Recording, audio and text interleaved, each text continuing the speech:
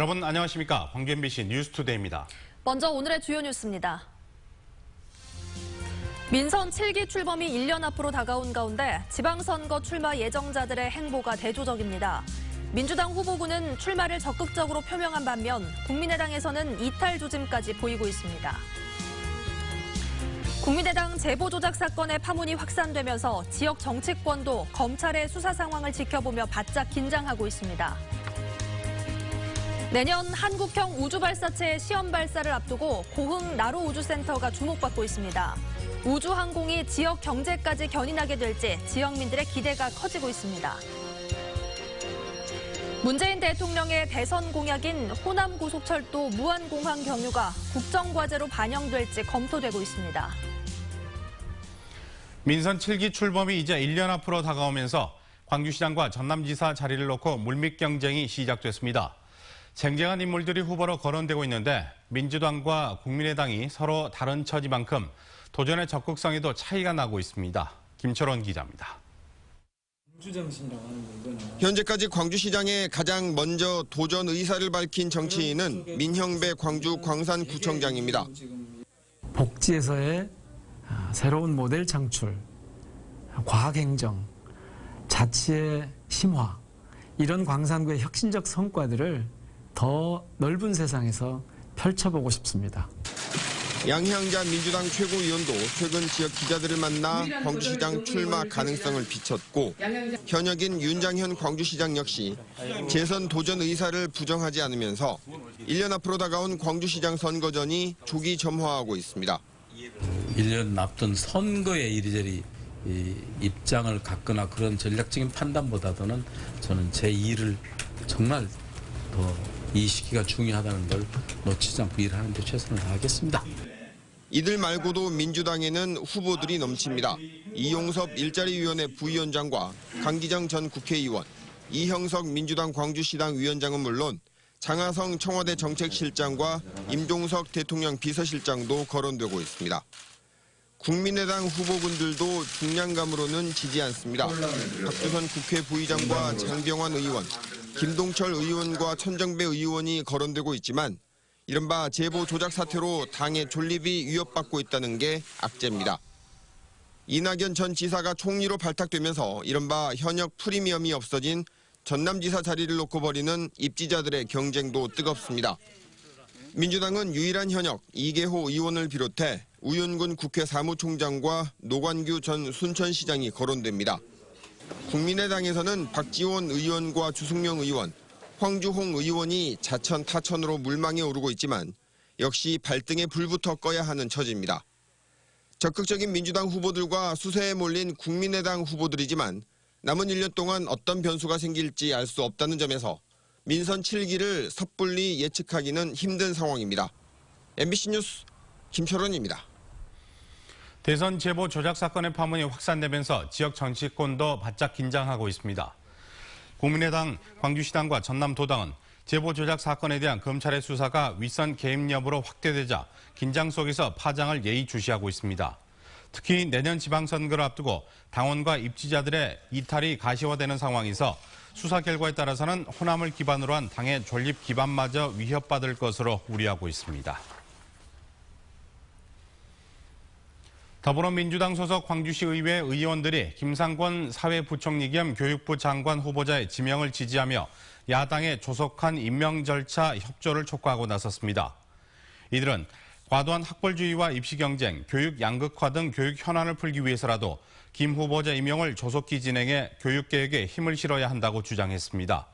또 야당이 지적한 논문 표절 논란은 경미한 사안이라며 지명 철회 요구는 반대를 위한 반대라고 비판했습니다. 비가 내리다 그치다를 반복하고 있습니다. 장맛비는 당분간 계속해서 이어지겠는데요. 모레까지 광주와 전남 지역은 30에서 80mm, 지리산 부근을 중심으로는 50에서 150mm의 강우가 예상됩니다. 산을 중심으로는 시간당 30mm 이상의 폭우가 쏟아지는 곳이 있겠고요. 또 비가 오는 곳에서는 돌풍과 함께 천둥과 번개가 동반되니까 각별히 주의하셔야겠습니다. 현재 내륙 곳곳에는 안개가 많이 끼어 있습니다. 낮에 거쳤다가 밤에 다시 자욱해지니까 교통안전에 신경 쓰시기 바랍니다. 현재 위성 영상 보시면 제3호 태풍 남마돌이 타이베이 먼 해상에서 북상하고 있습니다. 제주도 남해상을 거쳐서 일본으로 빠져나가겠는데요. 우리 지역에는 큰 영향을 미치진 않겠습니다. 현재 기온 보시면 대부분적 25도 안팎으로 출발하고 있습니다. 낮 기온은 장성과 담양, 화순 28도로 예상됩니다. 어제보다는 1도가량 낮을 것으로 보이고요. 곡성과 구례가 29도, 보성이 27도로 예상됩니다. 날씨였습니다. 내년 한국형 우주발사체 시험 발사를 앞두고 고흥 나로우주센터에 국민적 시선이 쏠리고 있습니다. 이런 가운데 우주항공이란 특화된 소재가 지역 경제를 견인할 개발 사업과 연계되면서 지역민들의 기대감도 커지고 있습니다. 김종수 기자가 취재했습니다. 발사체의 액체 엔진에서 뜨거운 화염이 솟구칩니다. 내년 한국형 우주발사체 시험 발사를 앞두고 고흥 나로우주센터에서도 막바지 준비가 한창입니다. 1조 원이 넘는 예산이 투입되는 이번 사업은 우리나라의 우주 개발 능력을 가늠하는 척도가 될 전망입니다. 우주 발사체 입장에서는 어머니와도 같은 역할을 하는 곳이 나로우주센터이고요. 현재도 지금 나로우주센터 내 조립동에서는 발사체 기체가 조립이 되고 있고, 지난 2013년에 발사에 성공한 나로호와 달리 독자 기술 개발로 진행되면서 이번 시험 발사에 거는 기대는 더 큽니다. 우주항공이란 특화된 소재를 관광산업에 접목시키는 시도는 지역경제 활력소가 되고 있습니다. 90여 종의 다양한 우주 체험이 가능한 과학관 전시가 물꼬를 트면서 앞으로 다양한 시설들이 자리를 잡게 됩니다. 특히 우주를 테마로 한 대규모의 시설 공사가 첫 삽을 뜨면서 우주항공 도시의 이미지 제고에도 긍정적 역할이 기대됩니다. 우주항공 관련 관광 콘텐츠를 그동안 개발을 해왔는데요. 2019년 우주랜드가 완공되면 더 많은 관광객이 우리 군을 찾을 것으로 예상하고 있습니다. 이에 따라 접근성과 시설 부족으로 어려움을 겪어왔던 체류형 관광상품 개발에도 탄력이 붙을 전망입니다. 치열한 우주 개발 경쟁이 한반도의 끝자락에서 서서히 윤곽을 드러내고 있는 가운데 우주 강국으로의 도약과 지역경제 활성화란 두 과제가 얼마나 긍정적 교집합을 만들어 나갈지 지역민들의 기대가 높아지고 있습니다. MBC 뉴스 김종수입니다. 무안국제공항의 항공노선 확충이 가시화되고 있는 가운데 정교 항공편 확충과 운임 인하가 활성화의 관건으로 떠올랐습니다. 현재 무안공항의 국제정기선은 중국 베이징과 상하이 등 2개 노선이 운항 중이고 부정기선은 태국 방콕과 일본 기타 큐슈 등 25개 노선에 달합니다. 여기에 최근 베트남 저가항공사가 하노이 노선 정기편 운항을 타진하고 대한항공, 제주항공, 티웨이 등이 러시아, 일본 등의 부정기편을 잇따라 운항할 예정이지만 운임이 인천이나 김해공항 출발편보다 비싼 점이 논란입니다. 문재인 대통령의 대선 공약인 호남고속철도의 무안공항 경유가 이달 말 확정될 국정기획위원회 정책자료집에 반영될지 관심을 모으고 있습니다. 국정기획위원회는 최근 호남고속철도의 무안공항 경유 문제에 대해 전남도와 지자체 등의 여론을 수렴하고 국정과제 반영 여부를 검토하고 있습니다. 문재인 대통령은 후보 시절 무안공항을 서남권 관문공항으로 육성하고 호남고속철도의 공항 경유를 공약했지만 공약 이행 기간은 명시하지 않았습니다. 다양한 굴비 사업을 하다 실패한 목포수협이 묘안을 내놨습니다. 고가의 보리굴비를 재료로 만든 고추장 굴비를 저렴한 가격으로 내놓은 건데 사연이 적지가 않습니다. 박영웅 기자가 취재했습니다. 노란 빛을 띠는 굴비가 녹찬물에 담겨집니다. 비린내가 줄고 녹차의 향을 머금은 굴비는 멸균과 부드러운 맛을 위해 찜통으로 옮겨져 1시간가량 찌는 작업을 거칩니다. 이후 손으로 굴비살을 잘게 나눈 뒤 3년 이상 숙성된 고추장에 버무리면 고추장 굴비가 탄생합니다. 그러니까 달콤하고 밑반찬으로 맛있겠습니다. 좀 달콤하고 담백하고 좀 맛있어요. 목포 수협이 새로 만든 고추장 굴비의 재료는 40만 마리의 보리굴비. 지난 2007년 실패한 보리굴비 사업의 재고량으로 구입할 당시 가격이 11억 원이 넘습니다. 이미 결손 처리를 끝낸 상황에서 보리굴비 처리를 고민하다 고추장 굴비를 만들어 구입가의 절반 정도 가격으로 고객들에게 내놓기로 한 것입니다. 고객들이 실질적으로 싸게 먹을 수 있는 그런 취지로 해가지고 이번에 고추장 굴비를 가공해서 한시적으로 특판을. 두 차례 안전검사 결과 이상이 없는 것으로 확인됐지만 장기간 보관으로 인한 버리굴비의 위생 문제를 우려하는 소비자들을 위해 다시 안전검사도 의뢰했습니다.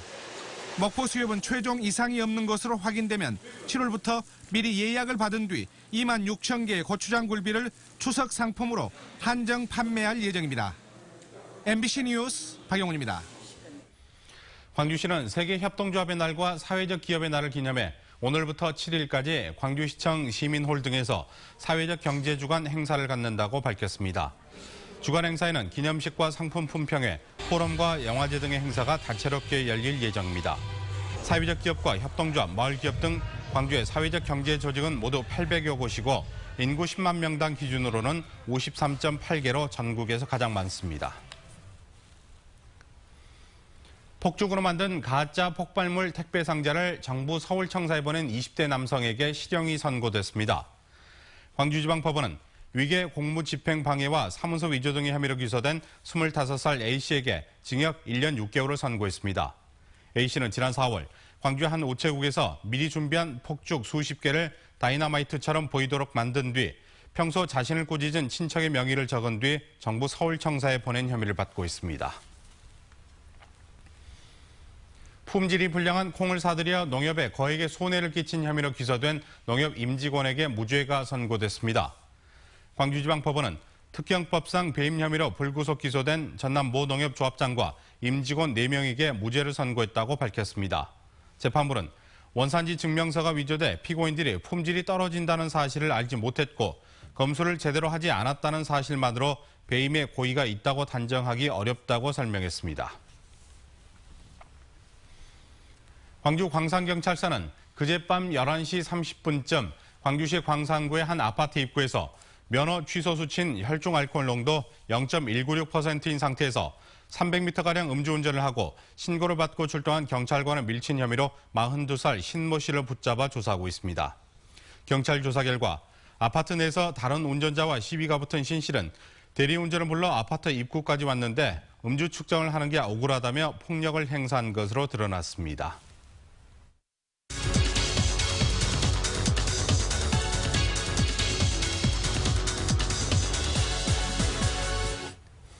인권도시를 표방하는 광주시가 광역시 가운데 처음으로 인권 영향평가제를 올 하반기에 시행합니다. 시민들의 인권을 보호하고 증진시키기 위해서라고 하는데요. 어떤 제도인지 김수아 광주시 인권평화협력관 모시고 그 자세한 이야기 들어보도록 하겠습니다. 어서 나오십시오. 네, 안녕하십니까? 네, 먼저 인권영향평가제 어떤 시책인지 설명을 해주시죠. 네. 광주하면 인권도시로 알려져 있는데요. 우리가 살고 있는 곳이 인권적인가라고 광주 시민들이 실제로 느끼시기에는 부족한 점이 많습니다.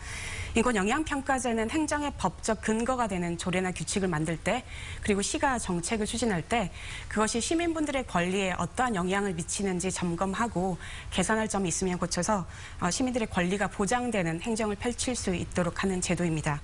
우리나라 광역자치단체 중에서는 광주시가 최초로 도입을 하게 됩니다. 네, 인권영향평가제가 도입된 계기, 이유가 있을 것 같은데요. 네, 우리 시는 현재 행정기관이 시민들의 권리를 침해할 때 구제할 수 있는 제도로서 인권 옴부즈맨 제도를 두고 있는데요. 그런데 이것은 문제가 발생한 이후에 대처를 하게 되는 즉 사후적 권리 구제라는 한계가 있었습니다. 네. 그래서 우리 시는 시민들의 권리가 침해되기 전에 미연에 방지하는 제도로서 인권영향평가제를 도입을 하게 된 것입니다. 네, 인권영향평가제 도입 이후 광주시 행정이 어떻게 달라질 것으로 기대하고 계십니까? 네. 인권 제도의 측면에서 광주시는 전국 최초가 많습니다. 2010년도에 인권 전담부서를 최초로 만들었고요. 네. 2012년도에는 인권 조례와 그다음에 인권 헌장을 선포를 했습니다. 그러다 보니까 시청 공무원분들 중에서는 인권 행정이 이런 제도를 만드는 것 그리고 인권 행정이 저희 부서만 하는 일이라고 잘못 생각하는 생각하시는 분들도 종종 있으신데요. 네. 인권 영향평가제가 시행된다면 시민들의 권리에 중대한 영향을 미치는 정책이라면 어느 부서에서 하든지 간에 인권적으로 추진을 해야 되기 때문에 공무원분들이 일을 하실 때 인권에 대해서 다시 생각해보고 정책을 추진하는 그런 계기가 될 것 같습니다. 궁금한 게 그럼 인권영향평가제가 구체적으로 좀 어떤 사례에 도입이 될 수 있을지 궁금한데요. 인권 영향평가가 실시되는 분야 중에 하나가 공공건축물인데요. 예를 들어서 시가 공공도서관을 새로 짓는다고 했을 때 주로 사용하실 시민분들의 의견을 청취했는지, 그리고 장애인, 노인 등과 같은 사회적 약자가 편리하게 이용할 수 있도록 공간 구성을 하였는지 등등을 점검을 하게 됩니다. 도시계획, 즉 제도나 정책은 시민분들의 삶에 큰 영향을 미치는데 한번 수립되고 나면 바꾸기가 쉽지 않습니다. 네. 그런데 앞으로는 인권 영향평가제를 통해서 수립 단계에서부터 시민들의 권리가 검토되고 보장될 것으로 기대합니다. 네. 마지막으로 이제 시민들의 인권을 위해서 어떤 일을 추진할 계획이신지 말씀을 해주시죠. 문재인 대통령님이 6월 항쟁 30주년 기념사에서 우리의 과제는 다시 민주주의다. 그리고 민주주의가 일상의 삶에 뿌리내리는 것이 중요하다라고 말씀을 하셨는데요. 인권도 마찬가지입니다. 앞으로 저희 시는 시민들의 인권의식 그리고 민주의식이 높아질 수 있도록 인권 교육을 더욱 강화할 예정입니다. 더불어서 시민 참여와 자치를 확대하는 정책을 추진할 예정인데요. 그 예로 마을 주민들 스스로 인권을 생각해보고 실천해 나가는 인권마을 만들기 사업을 더욱 확대하고, 그다음에 시민분들이 직접 일상의 삶의 곳곳을 체크해보고 개선점을 자연해 주시는 광주 인권지기 활동을 5개 구청과 함께 본격화할 예정입니다. 참고로 인권지기는 꽃처럼 아름다운 사람의 존엄과 가치를 지키는 사람들이라는 비유적 표현입니다. 네. 앞으로 더 나아진 또 활발한 활동을 기대를 해보도록 하겠습니다. 나와주셔서 고맙습니다. 네, 감사합니다. 고맙습니다.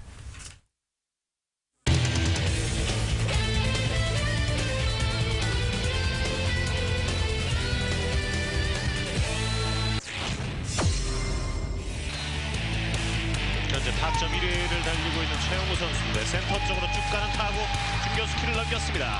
버나디나 빠르게 3루 통과 홈으로 옵니다. 그리고 바로 이 안타로 최영우 선수는 10년 연속 100안타를 달성했습니다. 이범호 7번 타자 잡아당긴 타구 왼쪽 안타. 최영우 3루 돌아 홈으로 들어옵니다. 말루기가 그렇게 많진 않은데 엉덩이 빠지면서 때린 타구 이루수 잡고 달리면서 쏩니다. 세이브입니다. 바깥쪽 바운드 볼이 옆으로 튀었고 가깝습니다. 세이브, 다시 세이브.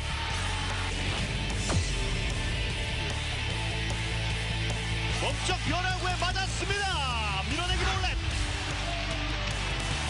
밀어내기 못 맞는 볼이 나오면서 기아 타이거즈가 역전에 성공하고 있습니다.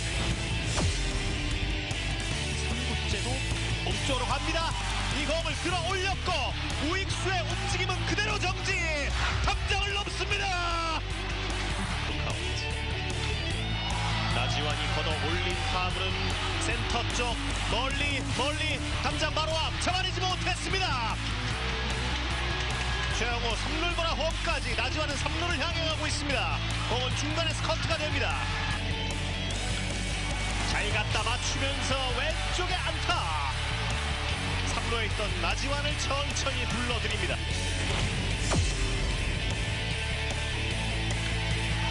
날카로운 타구와 내야를 빠져나가면서 다시 한번 기아 타이거스가 2자릿수 득점에 성공합니다.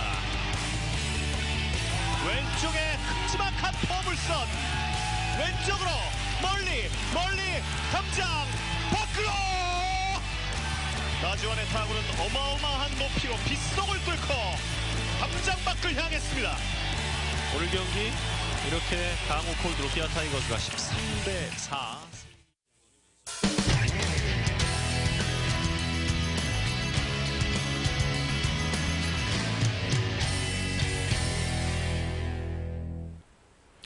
세종시의 학교를 중심으로 한 새로운 도시공동체가 조성되고 있습니다.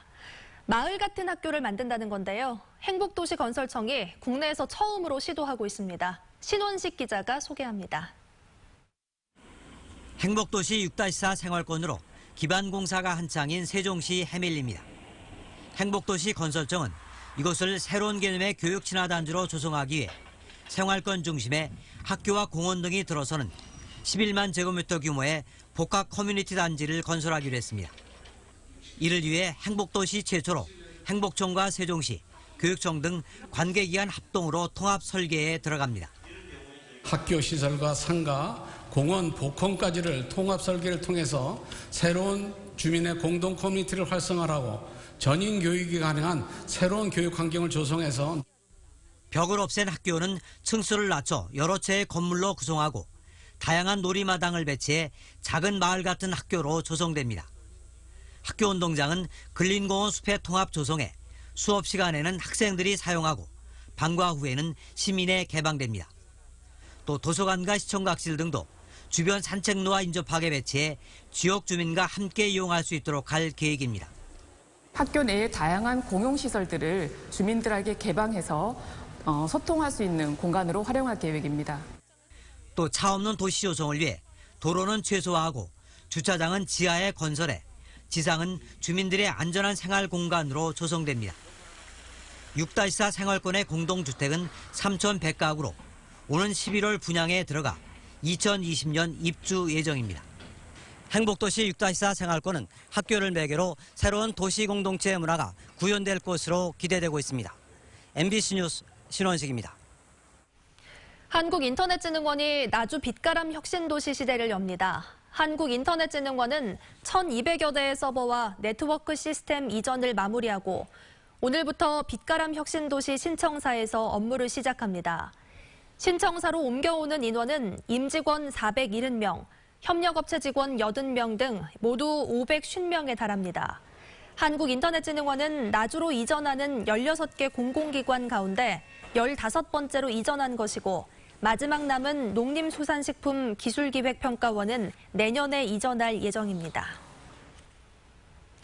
광주의 미래 먹거리 산업 기반을 구축할 에너지밸리 산업단지에 대한 행정 절차가 본격적으로 시작됐습니다.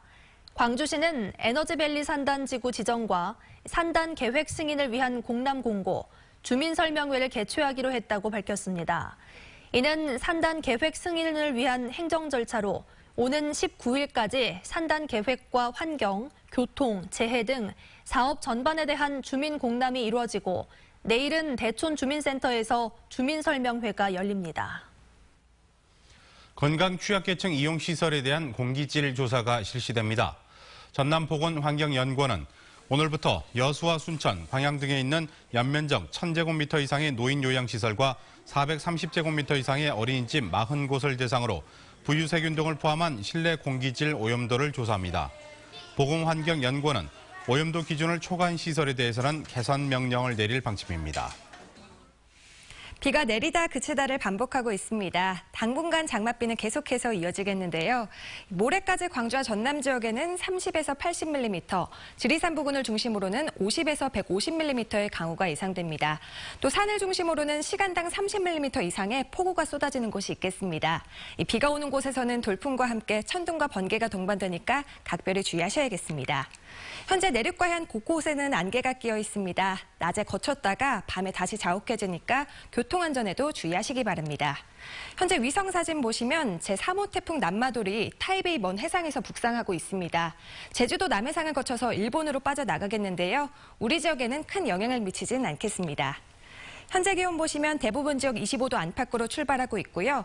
영광과 장성, 담양의 낮 기온 28도로 예상됩니다. 어제보다는 1도가량 낮을 것으로 보입니다.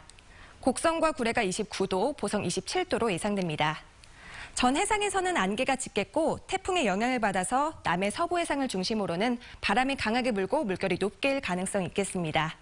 이번 주 내내 장맛비 계속해서 이어지겠고요. 낮 기온 30도 안팎으로 덥고 습하겠습니다. 날씨였습니다.